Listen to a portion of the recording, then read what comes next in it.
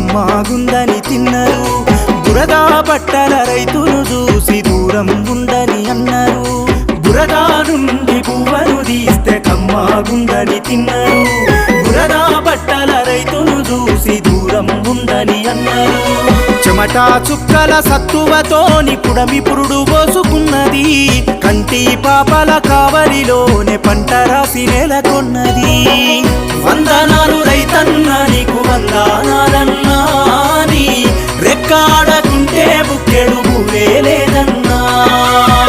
వందనాలు రైతన్న నీకు వందనాలన్నా నీ రెక్కాడ